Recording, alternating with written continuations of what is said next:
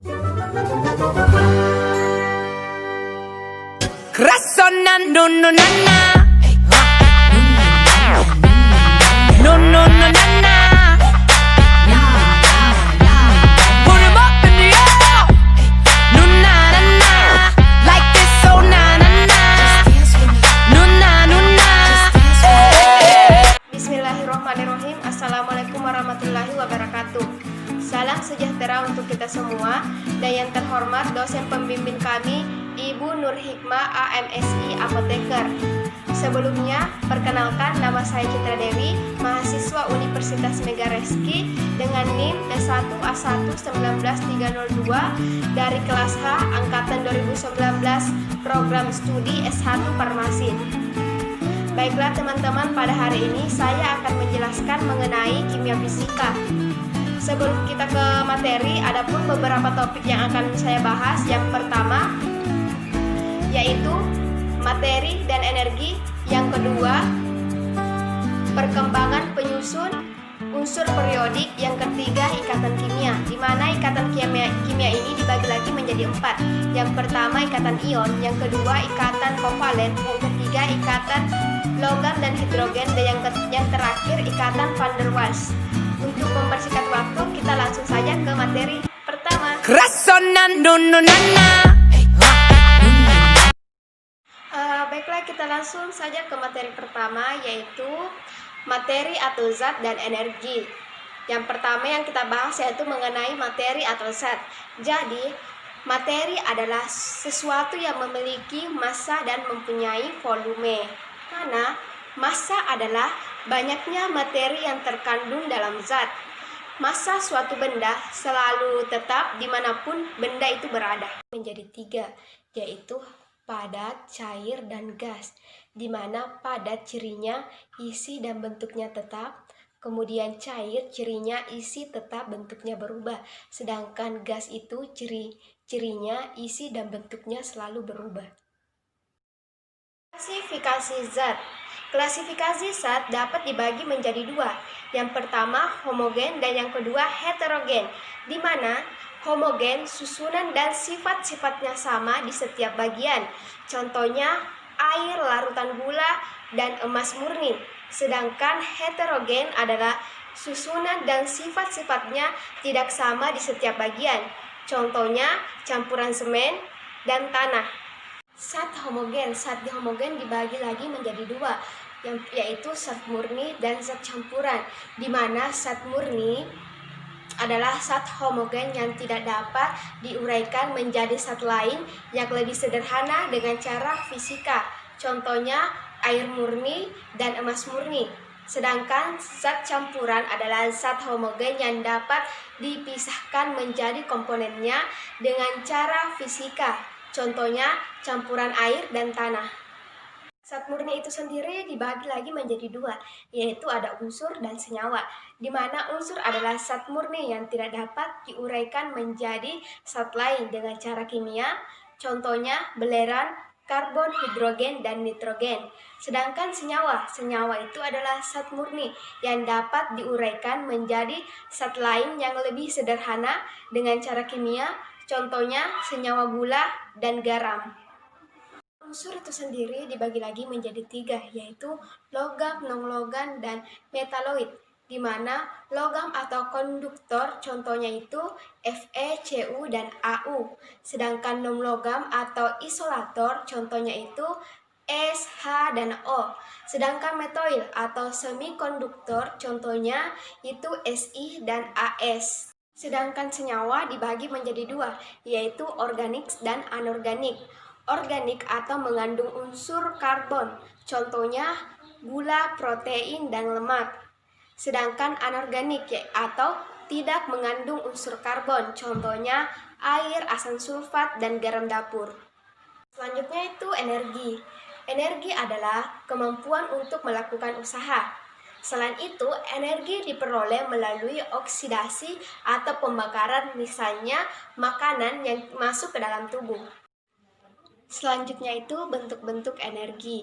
Jadi ada beberapa bentuk-bentuk energi itu sendiri, yaitu yang pertama energi mekanik atau energi kinetik dan energi potensial. Yang kedua energi panas, yang ketiga energi listrik, yang keempat energi magnetik, dan yang kelima energi kimia, yang keenam energi bunyi atau getar, dan yang ketujuh energi nuklir, dan yang kedelapan energi matahari, dan lain-lain. Adapun hukum kekekalan energi, yaitu energi tidak dapat diciptakan dan tidak dapat dimusnahkan. Energi dapat berubah dari bentuk satu ke bentuk lainnya. Contohnya, energi mekanik berubah menjadi energi listrik. Kemudian, energi listrik berubah menjadi energi bunyi. Selain itu, energi kimia berubah menjadi energi listrik. Energi mekanik itu sendiri dibagi menjadi dua, yaitu energi potensial dan energi kinetik atau gerak. Di mana energi potensial itu sendiri adalah energi yang dimiliki suatu benda karena kedudukannya. Sedangkan energi kinetik atau gerak adalah energi yang dimiliki suatu benda karena gerakannya.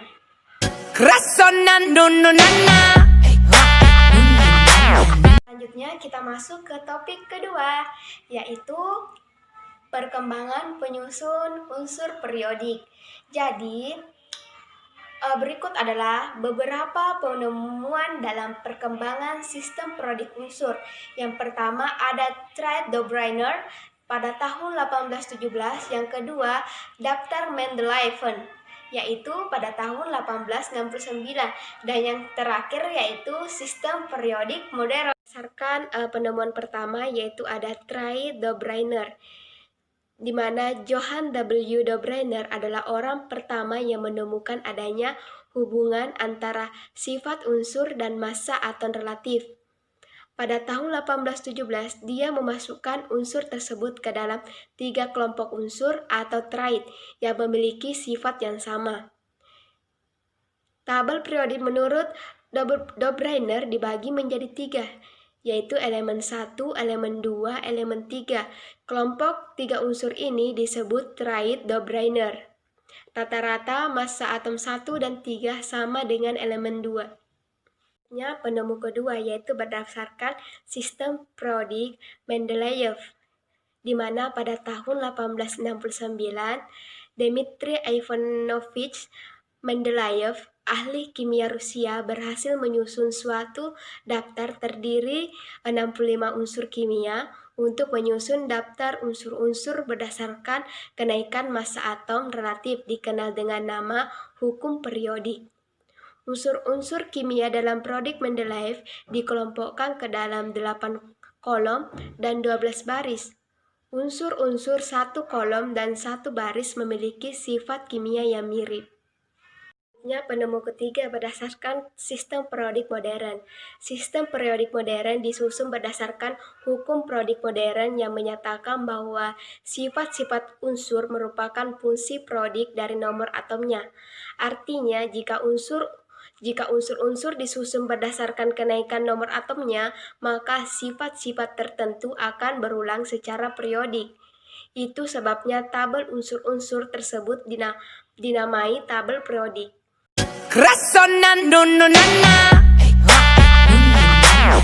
Selanjutnya kita lanjut ke materi ketiga, yaitu ikatan kimia, di mana ikatan kimia itu sendiri adalah sebuah proses fisika yang bertanggung jawab dalam interaksi gaya tarik-menarik antara dua atom atau molekul yang menyebabkan suatu senyawa diatomik atau poliatomik menjadi stabil. Nah, ikatan kimia itu sendiri tadi dibagi menjadi 4, yaitu ikatan ion, ikatan kovalen, ikatan logam dan hidrogen, dan ikatan van der Waals.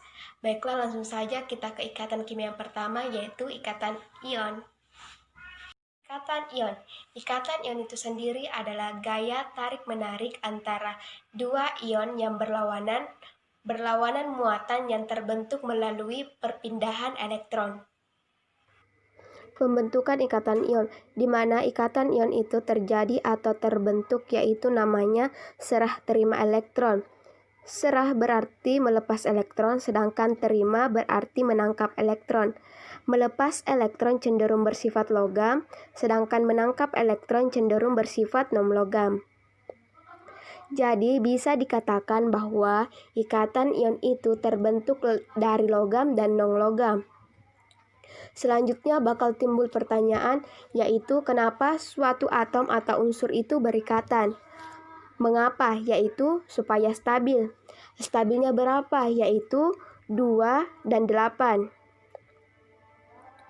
Di mana 2 disebut duplet sedangkan 8 disebut dengan oktet. Contohnya yaitu NaCl, yaitu Na diikatkan dengan Cl, di mana Na itu berada pada golongan 1, sedangkan Cl ada di golongan 7, sehingga Na mengikat 1 elektron, sedangkan Cl mengikat 7 elektron. Karena Cl hanya mengikat 7 elektron, supaya stabil, dia harus 8 atau oktet. Maka Na melepaskan 1 elektronnya ke Cl agar Cl stabil. Karena Na melepas elektron, maka berubah menjadi Na+, sedangkan karena Cl menangkap elektron, maka Cl berubah menjadi Cl-. Karena sudah dalam bentuk ion, maka menyatu menjadi NaCl. Karena NaCl itu terbentuk dari ikatan ion, maka dinamakan senyawa ion. Jadi senyawa ion itu terbentuk dari ikatan ion. Selanjutnya ikatan kimia yang kedua, yaitu ikatan kovalen, di mana ikatan kovalen itu sendiri merupakan ikatan kimia yang terbentuk dari pemakaian elektron bersama oleh atom-atom pembentuk ikatan. Ikatan kovalen biasanya terbentuk dari unsur-unsur non-logam. Pembentukan ikatan kovalen. Ikatan kovalen itu terjadi yang namanya join elektron, yang artinya pemakaian bersama pasangan elektron. Karena ini terjadi pemakaian bersama pasangan elektron, berarti dia itu saling menangkap.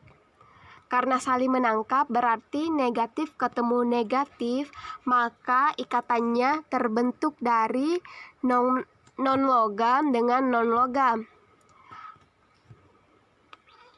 Supaya stabil, sama halnya dengan ikatan ion, stabilnya ada 2 dan 8, di mana 2 disebut dengan duplet, sedangkan 8 disebut dengan oktet. Berdasarkan elektron yang dijoinkan, maka kovalen dibagi menjadi 3, yaitu kovalen tunggal, kovalen rangkap 2, dan kovalen rangkap 3. Kovalen tunggal artinya hanya menjoinkan 1 elektron. Contohnya HCl, berarti ada H dan Cl. H ada 1 elektron, sedangkan Cl ada 7 elektron. 7 kurang berapa agar 8, yaitu kurang 1. Berarti dia akan join dengan H agar stabil, begitupun dengan H.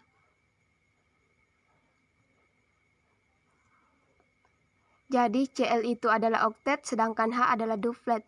Kenapa disebut kovalen tunggal? Karena hanya menjoinkan 1 elektronnya. Selanjutnya kovalen rangkap 2. Kovalen rangkap 2 artinya yang dijoinkan masing-masing 2 elektron. Contohnya O2. Berarti O ketemu O. O itu berapa? O itu 6.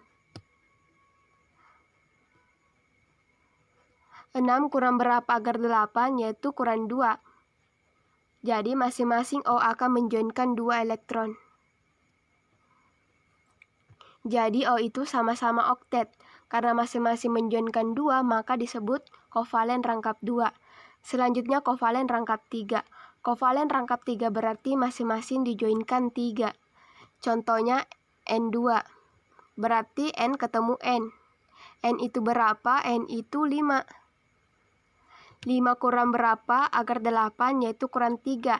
Jadi masing-masing akan menjoinkan 3 elektron.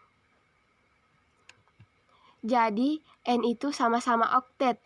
Karena masing-masing menjoinkan 3 elektron, maka disebut dengan kovalen rangkap 3. Selanjutnya cara menggambarkan struktur Lewis. Contohnya ada CH4.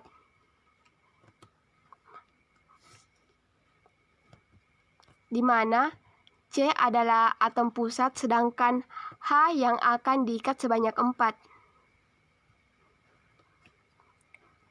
C ada 4 elektron, sedangkan H ada 1 elektron. Agar stabil, masing-masing akan menjoinkan elektronnya.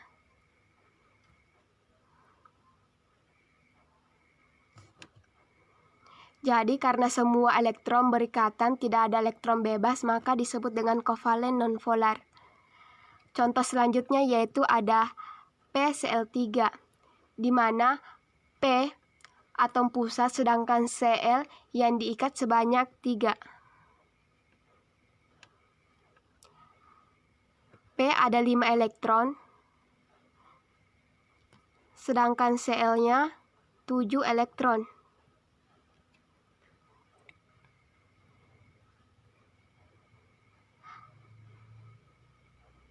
Masing-masing akan menjoinkan elektronnya.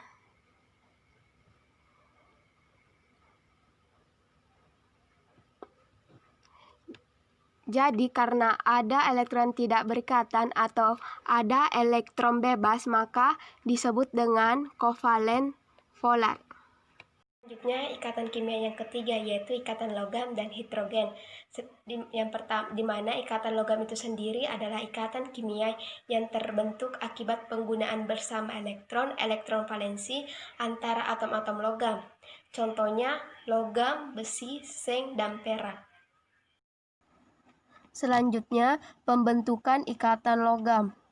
Jika ikatan ion terbentuk dengan logam dan non-logam, kemudian ikatan kovalen terbentuk dengan antar logam, maka ikatan logam adalah ikatan yang terbentuk antara logam dengan atom logam lain dalam suatu unsur. Ingat, atom logam cenderung melepas atom valensinya, sehingga membentuk ion positif. Lalu, bagaimana proses pembentukannya jika atom-atom yang berikatan sama-sama melepas elektron? Nah, ternyata ikatan logam terjadi karena adanya gaya tarik-menarik antara muatan positif dari ion-ion logam dengan muatan negatif dari elektron yang bergerak bebas. Contohnya yaitu pada unsur Na. Tentunya dalam unsur Na terdapat atom-atom. Atom-atom tersebut memiliki konfigurasi elektron 2, 8, 1. Dan masing-masing atom akan melepas elektron valensinya hingga membentuk ion positif atau Na+. Jika kita gambarkan misalnya seperti ini, di mana masing-masing atom ini akan melepas elektron ke sekitarnya, sehingga masing-masing atom membentuk ion positif. Ternyata, karena elektron bermuatan negatif, maka elektron bisa melakukan gaya tarik-menarik dan ion positif lainnya yang ada di sekitarnya. Jadi, tarik-menarik ini terus terjadi. Gaya tarik-menarik antara ion positif dengan elektron-elektron yang bergerak bebas inilah yang disebut dengan ikatan logam.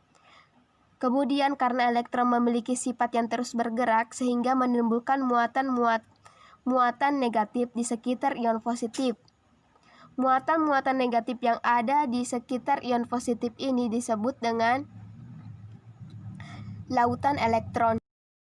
Hidrogen itu sendiri adalah sejenis gaya tarik-menarik antar molekul yang terjadi antara dua muatan listrik parsial dengan polaritas yang berlawanan.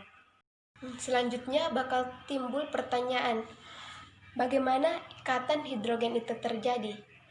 Nah, ikatan hidrogen terjadi ketika molekul memiliki atom F, O, atau N yang mempunyai pasangan elektron bebas atau ion pair elektron.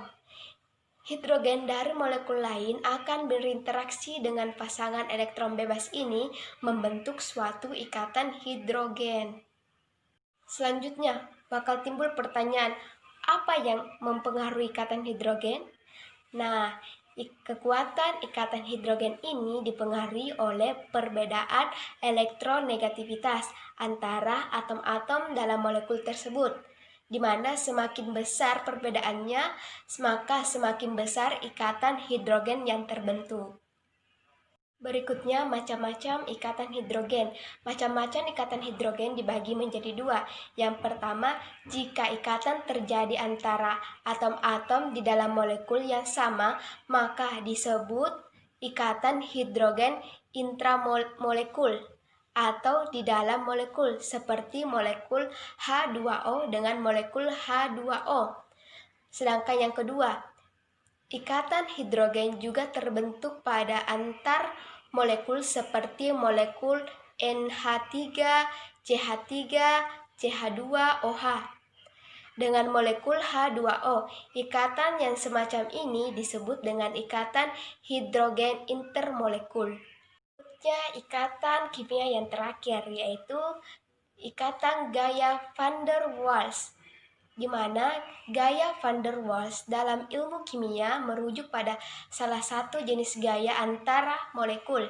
Istilah ini pada awalnya menuju pada semua jenis gaya antar molekul, tetapi saat ini lebih umum merujuk pada gaya-gaya yang timbul dari polarisasi molekul menjadi dipol. Klasifikasi gaya van der Waals berdasarkan jenis kopolaran molekulnya dapat dibagi menjadi 5, yaitu 1. Interaksi ion dipol, yang kedua interaksi dipol-dipol, yang ketiga interaksi ion dipol terinduksi, yang keempat interaksi dipol-dipol terinduksi, yang kelima interaksi dipol terinduksi. Itulah tadi materi yang bisa saya sampaikan tentang kimia fisika, dan saya ucapkan terima kasih atas perhatiannya, dan semoga apa yang saya sampaikan bermanfaat untuk kita semua, dan saya akhiri dengan ucapan wassalamualaikum warahmatullahi wabarakatuh. Terima kasih dan sampai jumpa. Kerasan na no no na na.